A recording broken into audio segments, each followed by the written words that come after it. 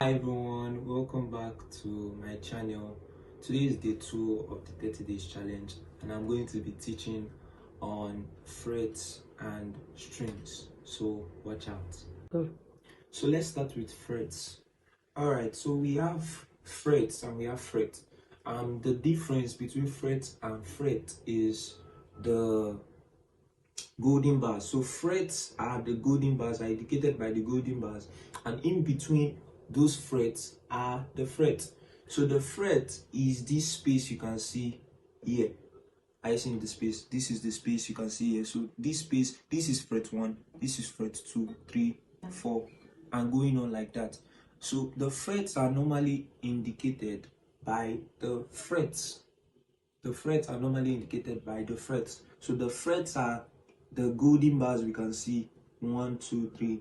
So and the in between them are different frets. All right. So we have one, and yesterday I explained the fact that there are about 10 frets. Frets are important because it helps us to learn how to play in notes, in chords, and various other things. So the frets are actually the basics that we learn when we start the guitar. So we also have strings, and why I'm mixing it together is because in the long run you understand the need for frets and strings. So we have strings, we have about 6 strings. The last one has cut, but the fact is, the last string, we have a name for each strings. From the thinnest to the thickest, we have a name for each string. It's very simple. It's just for you to get an acronym for it. So we have the first string, which is E. We have the second string, which is B. We have the third string, which is G. We have the fourth string, which is B, which is A. Oh, sorry, this is, oh, because the last string is missing. So we have the first string, which is E. Everybody go down and it. All right, that's the acronym we use to get it. Some people also have other acronyms they use for getting the strings of the guitar. So we have 6 major strings, and these strings help you with understanding notes, help you with understanding how the guitar works, how the guitar operates. So I'm just going to be elaborating on few things, and just for us to practice and understand it. I want us to understand this before we even move on to the main things. So the frets and the strings are interconnected in the sense that, oh, when you start the guitar, you would need to understand the logic in which the guitar is being formed. So the first string, which is E, that's the 6th string. Now I'm talking about the thickest, which it is E.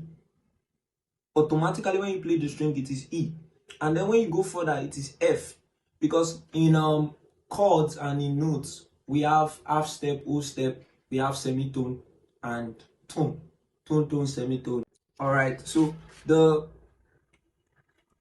E starts, and then we have F, and then for B and C and for E and F, they are semitone, but for the rest of them, they are not semitone. So we have A, B, C, D, E, F, G in music, the notes of music. So the E starts, and then the next thing that follows is F for the guitar. But now F to G is going to be a tone. So it's going to be a jump over. I get what I'm saying. So we're going to skip this one. And while we're skipping this one, it doesn't mean this one is going to be F sharp. So every one we skip becomes a sharp, and for the first one, it becomes a flat. I get what I'm saying. So if you move further to the next one, which is E, so which is A, so this one is E, then A, you would understand that A is automatic. It is automatically sounding as A, and then moving on, it's B. So if you try to understand this logic, and if here is B, then here is going to be C, because I remember saying in the start that B and C and E and F is semitone. But if it is tone, you are going to jump one space. So with this logic and with this analogy, I will need us to practice these steps. Everybody go down and eat. From the last one, everybody, which is E, B, go, G, down, D, I, and eat, which is A and E. So once you are able to practice at least the neck, you will be able to understand how chords operate. On the next one, we'll be talking about more of the basics of a guitar. Thank you for watching. Nice to meet you.